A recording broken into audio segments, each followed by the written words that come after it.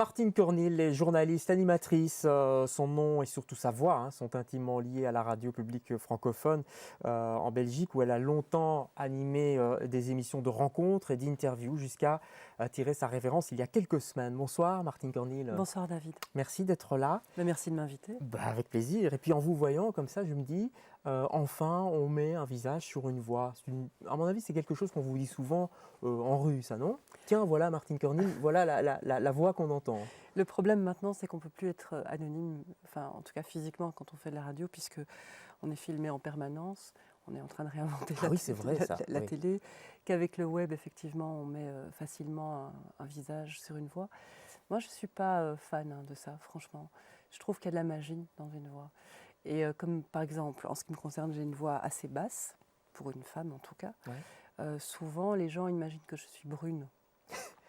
J'ai même lu quelque part qu'on disait que vous aviez une voix brune. Oui, effectivement. Oui, une voix brune. Il y a des associations blonde, comme ça. Je suis extrêmement blonde. Est-ce que, Martine Cornil, vous travaillez votre voix? Ou est-ce que quelque temps vous l'avez un petit peu patinée, vous avez cherché votre ton? Non, j'ai toujours eu ce type de voix-là. Alors c'est clair que quand on est derrière le micro, on pose sa voix.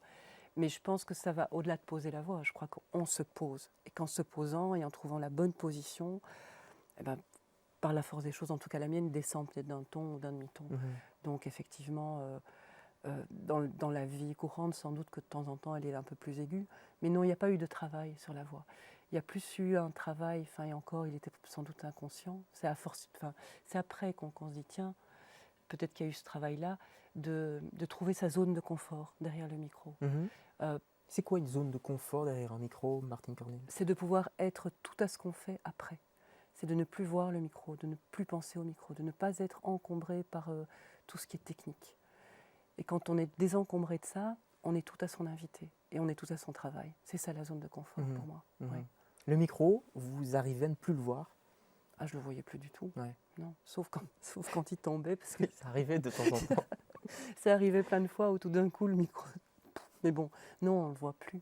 On ne regarde que l'invité. Pour revenir à la voix, la vôtre, celle des autres aussi, pourquoi c'est quelque chose de si intime? Par exemple, quand on entend la voix de quelqu'un qui a disparu, par exemple, c'est assez bouleversant, parfois plus qu'une photo. Pourquoi, à votre avis? Je suis convaincue qu'on dit que les yeux sont le miroir de l'âme, sans doute. Mais je suis convaincue que la voix est le miroir de qui nous sommes, et de l'âme aussi. Quand j'animais une émission qui s'appelait Confidence pour Confidence, où donc c'était une émission de ligne ouverte au tout début de ma carrière à la RTBF, des gens parfois me racontaient des choses terribles, évidemment. Et à la voix, je sentais dans quel état ils étaient. Et moi, je suis très sensible aux voix, très. Comme je suis sensible aussi au silence. Je trouve que les silences disent beaucoup dans un discours. Il y a beaucoup de silence dans vos émissions et c'est pas gênant. Ça, parce qu'on dit toujours que c'est l'ennemi de la radio, le silence. Non. Et je crois que ça, c'est l'école Gérard Vallée. Gérard Vallée laissait vivre le silence en radio. Et c'est la ponctuation, c'est la respiration. Je ne supporte pas... Par exemple, on ne fait pas toujours des émissions en direct. Et donc, il y a parfois cette envie, quand on a fait une émission qu'elle est enregistrée, avant de la diffuser, de se dire on va la rendre la meilleure ou la plus parfaite possible. Et tout est toujours perfectible. Alors, évidemment, qu'est-ce qu'on fait? Déjà, on pense 3 fois plus. Alors, on coupe les E. Et parfois, on a envie de couper les silences en se disant ça va rythmer l'émission. Mais ce n'est pas vrai, les silences rythment le discours. Ils sont importants. Même en radio? Bien sûr. Bien sûr, plus que partout ailleurs. Et est-ce qu'il y a des mauvaises voix en radio? On ne va pas citer de nom, mais ou alors est-ce que toutes les voix se valent? Est-ce qu'elles ont toutes quelque chose d'intéressant? Alors, je ne vais pas dire de nom. Non, s'il vous plaît. Pourtant, j'en ai quelques-uns. Il y a quand même... C'est quoi une mauvaise voix en radio? Mais justement, je crois qu'il n'y a pas de mauvaise voix, parce que moi, j'ai connu des animateurs, plus que des animatrices d'ailleurs, qui avaient ce qu'on pourrait dire des voix de canard. Bon. C'est quoi? C'est nasillard, oui, c'est ça, on se pince le nez. Etc. Ouais. Et donc on se dit, c'est pas possible, quoi. Si le type fait un casting, on se dit, ça va jamais aller. Et en même temps, le propos était tellement intéressant que la voix de canard, on l'oubliait. Et puis Bob Dylan aussi, il a une voix de canard. Ça n'empêche pas d'être Bob Il a fait une belle carrière, c'est pas Voilà. fini. Donc c'est ça. Donc je ne pense pas qu'il y ait de mauvaises voix. Ouais. Et d'abord, je crois aussi que toutes les voix peuvent se travailler. Il y a des voix qui n'ont pas trouvé leur zone de confort, il y a des voix qui se posent mal, il y a des voix qui ne sont pas sûres d'elles, il y a des gens qui ne sont pas sûrs d'eux. Et donc la voix a peut-être du mal à sortir. Mais je crois qu'une voix, ça peut se travailler s'il manque certaines choses. Vous avez Non, fait des mauvaises voix, non. des cours de diction, de déclamation, Non, d'art non, dramatique? Non. jamais, non. Ça, c'était avant, c'est quand ils étaient afflagés, ils avaient des cours. Ah oui, Non. tout le monde devait passer par là? Ah oui, absolument. C'est fini tout ça? C'est malheureusement fini. Pour certains, je pense, oui. Il manque aujourd'hui, je crois, dans les médias, de manière générale, la transmission. Moi, quand je suis arrivée dans les médias, donc même au tout début, dans les radios libres, il y avait un aspect de transmission. On avait des gens qui étaient là depuis quelque temps, qui venaient nous donner des conseils, qui apprenaient le métier. Une des choses les plus importantes qu'on m'ait dites, et là je parle de l'animation pure, hein, parce que j'ai fait ce qu'on appelle du pouce-disque et avec bonheur encore, vraiment. Et je referai ça volontiers pour m'amuser.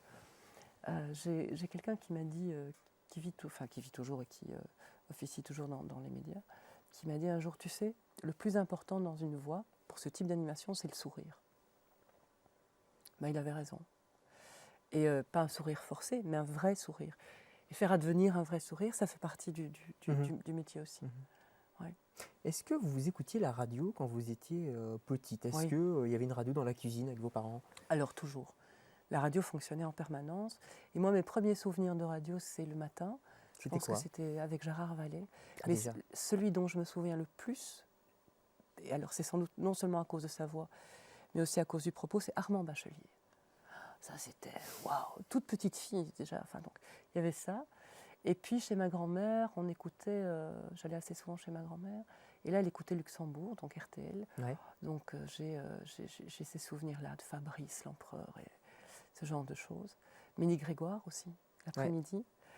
Et On va en puis, parler de adolescente. Ménie Grégoire, parce qu'il y a des liens avec Confidence pour Confidence. Et puis, adolescente, le soir, j'écoutais, là pour le coup, c'était RTL, et j'écoutais George Lang. Ah oui. Ouais. Et Max Meignier. Max Meignier. C'était les routiers, ils sont sympas. Les c'est routiers ça. sont sympas. Ouais. C'était magnifique. Ouais. Et vous aviez l'odeur des camions dans Non, la ça tête? pas. Quand même pas, faut pas Ça pousser. pas. J'avais pas l'odeur. Par contre, j'avais l'image du voyage. Ouais. Ouais. L'autoroute. Et la solidarité les stations de aussi. service. Oui, et la solidarité. C'était beau ce qui se passait dans ces vrai. émissions.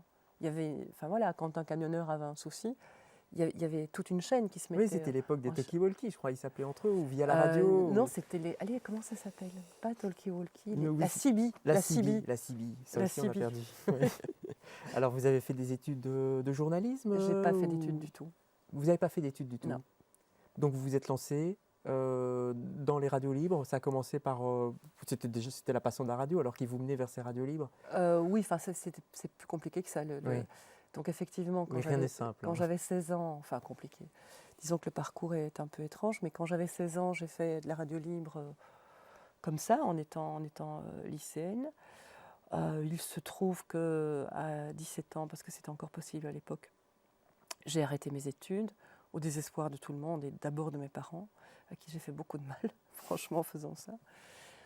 Et je me suis lancée dans des aventures de presse, puisque à l'époque, on a créé avec un ami un magazine culturel sur le modèle de Parkmail, donc gratuit, Ouais, qui s'appelait? qui s'appelait Lapsus, Ouais. et qui était distribué gratuitement dans tous les lieux culturels bruxellois, essentiellement les théâtres, etc. Donc déjà, le goût quand même, un goût prononcé pour la culture. Un goût prononcé pour la culture. Mais dans ce qu'elle a aussi dans ce qu'elle avait aussi de politique, je pense, à l'époque, enfin, qu'elle a toujours Oui. de politique. Donc on est dans les années 80, fin On est 70. vraiment au tout début des années 80. Ouais, hein. ouais. On est au début des années 80. Et puis le magazine est mort de sa belle mort parce qu'on était très idéaliste et on s'était dit, on va faire un carton comme Parkmail. Les annonceurs publicitaires vont venir. Ils vont se bousculer, bien On sûr. va gagner notre vie. Au bout de 9 numéros, on a été obligé quand même de se rendre compte qu'il fallait arrêter parce que les dégâts étaient importants au niveau financier. Et que Parkmail a continué. Oui, mais enfin, c'était pas le même truc. Ouais, non. non, pas tout à fait, non.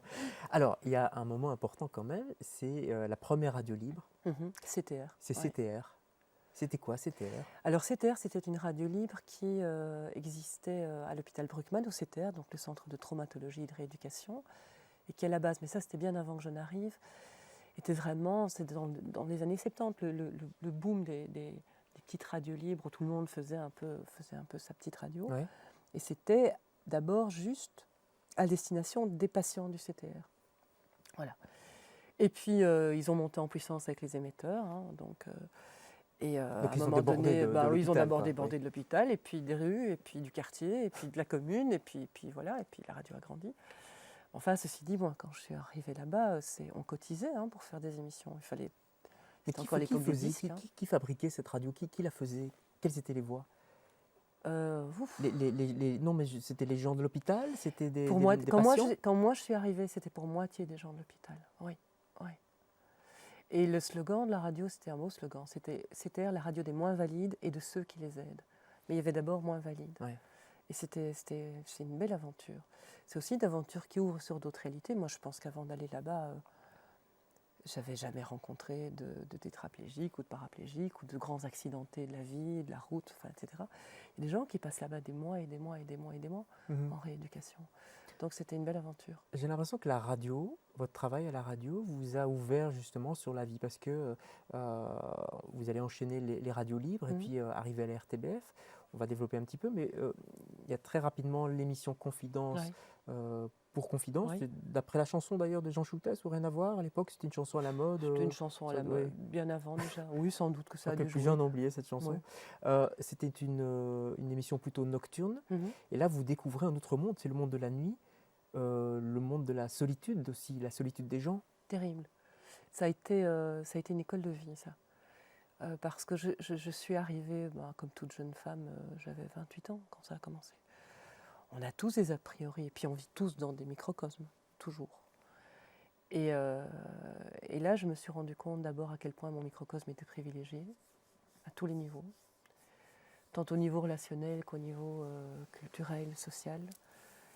Et ce qui était terrible dans cette émission, c'était de se rendre compte que parfois, certaines personnes, et notamment beaucoup de personnes âgées, téléphonaient, et nous étions, en tout cas, Rosette Collard qui faisait la technique. Pas la technique, non, il y avait un technicien, mais qui prenait les numéros de téléphone, les appels, et qui après me disait, voilà, machin a téléphoné, il veut parler de ça, etc.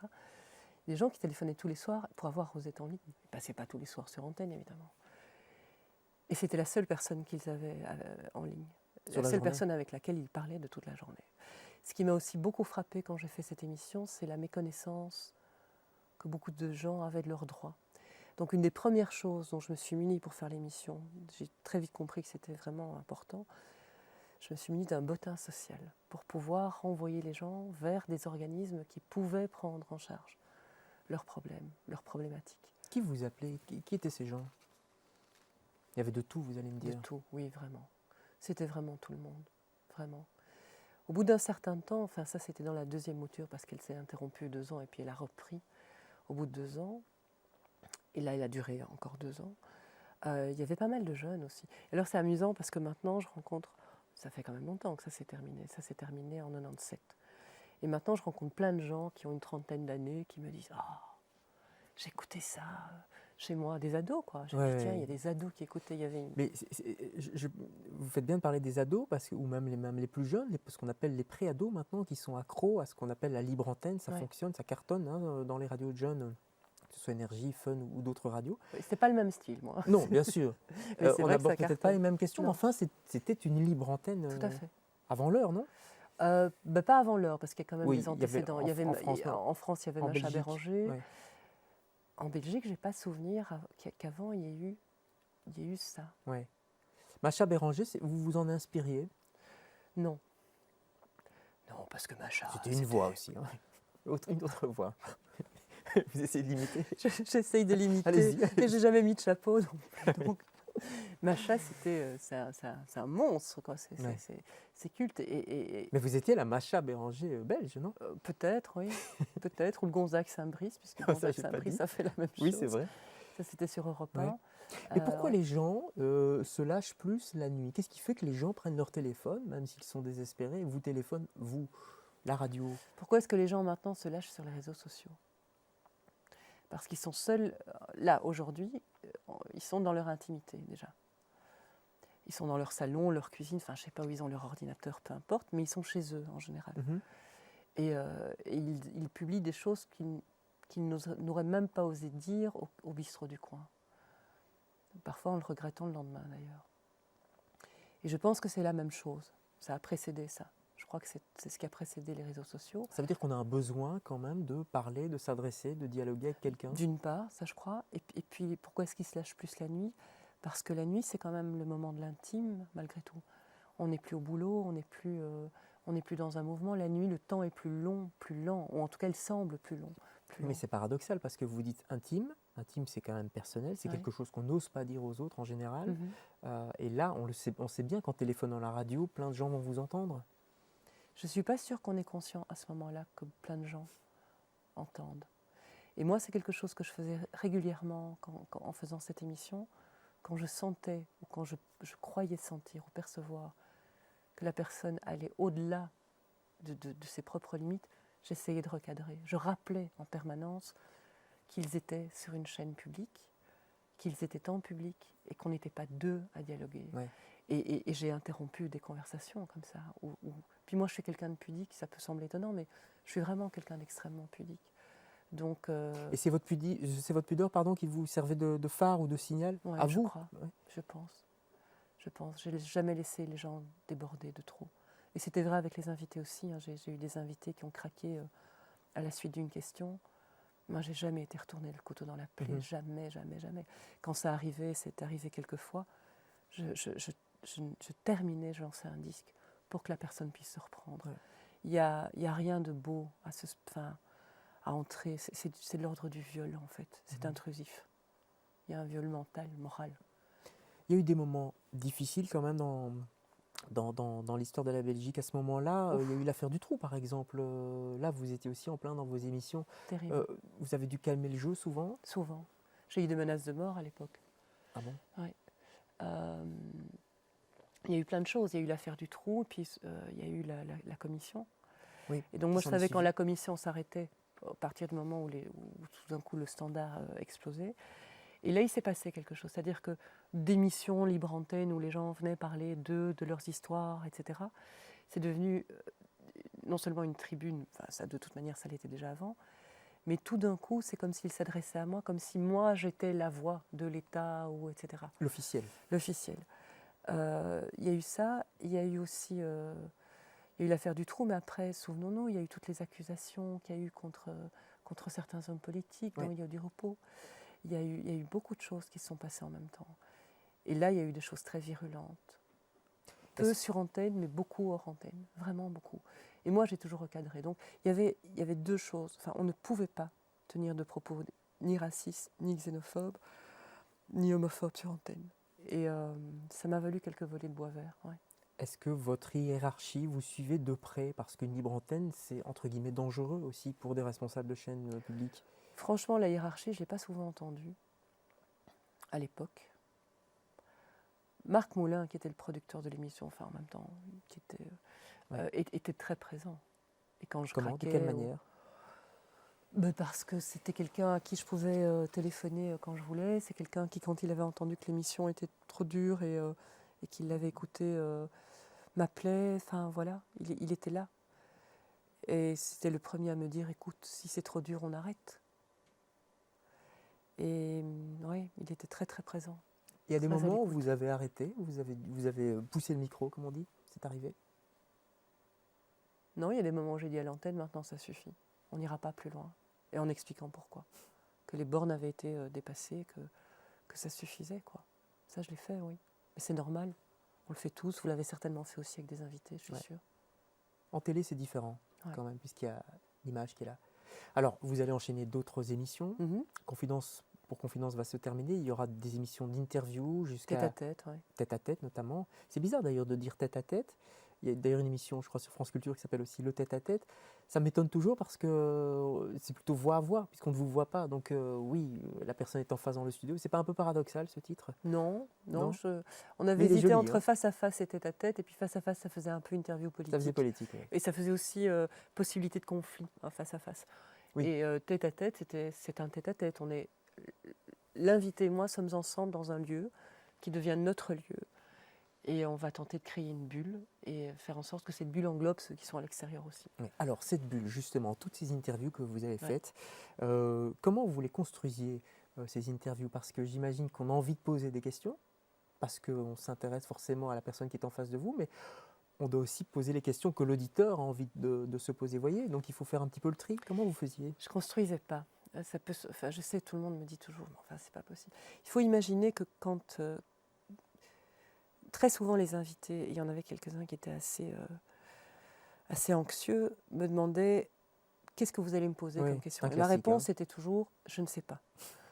Là, en général, ils font un collapse. Ah, Là, il tanguait. c'est- Parce que c'est en direct. c'est quoi cette blonde? Alors, donc, parce qu'il y a ça aussi quand même. Donc, j'avais pas de fiche.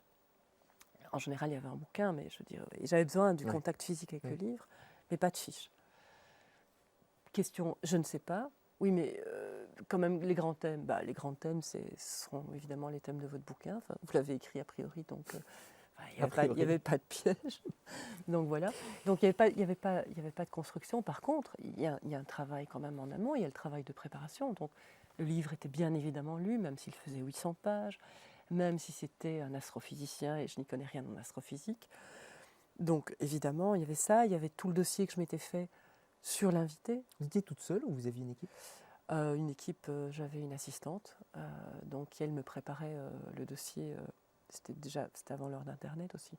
Maintenant, quand je vois la vitesse à laquelle ça va, je veux dire, là, on travaillait avec la bibliothèque interne de la RTB, donc on faisait le dossier. Et puis, je mangeais, quoi. Je pense que c'est vraiment ça. J'ingérais tout ça, cette matière, et puis après, je me laissais aller à qui était l'invité, à qui j'avais en face de moi. Et si la bulle se créait, et fort heureusement, j'ai quasiment pas de souvenir, par une fois, très fort, avec Houellebecq, où là, j'étais attirée par un trou noir. C'est-à-dire? C'est la seule fois de ma vie où j'ai eu envie, toutes les 3 minutes, d'arrêter l'interview en me disant, et aussi où je m'abstenais de trop le regarder. L'impression d'être attirée par un trou noir. Enfin, je ne sais pas expliquer ça, c'est la seule fois où ça m'est arrivé. Mais c'est positif ou négatif? Parce que l'attirance, ça peut être aussi positif, mais non, c'est là, en un trou noir en même temps. l'occurrence, c'était... j'ai C'était rarement compliqué. été aussi mal à l'aise pendant un entretien. Vraiment.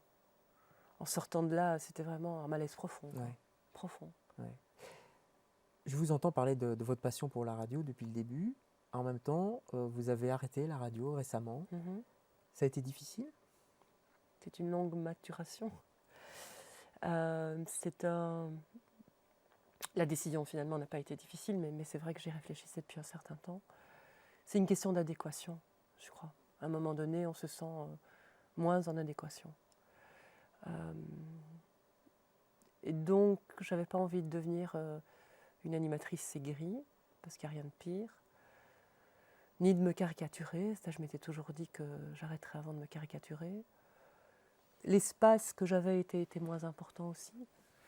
Et puis j'avais... Vos cases ont changé, vous êtes retrouvés le samedi.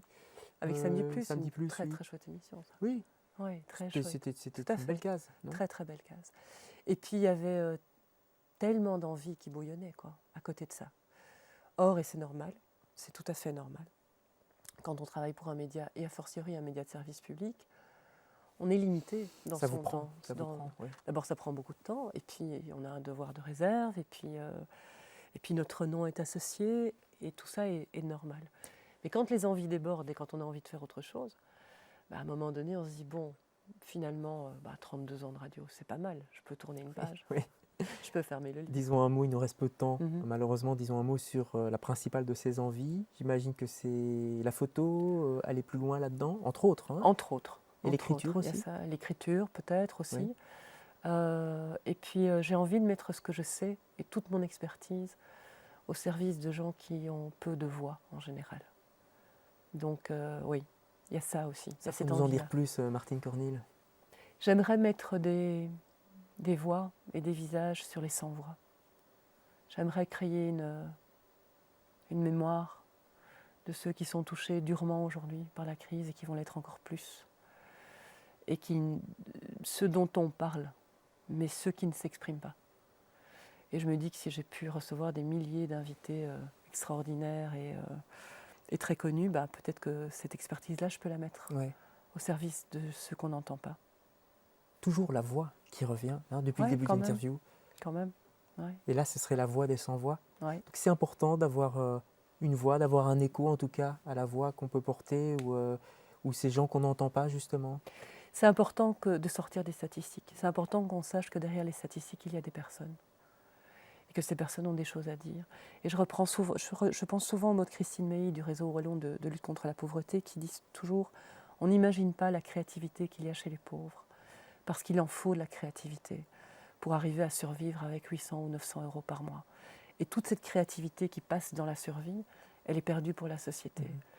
Voilà, c'est vers ça. J'ai aussi envie de transmettre. Je pense que... Oui, j'ai envie de transmettre ce que je sais. Ça fait partie des projets, ça. En tout cas, je crois qu'il y a beaucoup de gens qui vont vous suivre. Merci. Merci beaucoup, Martine Cornille. Merci. Merci, David.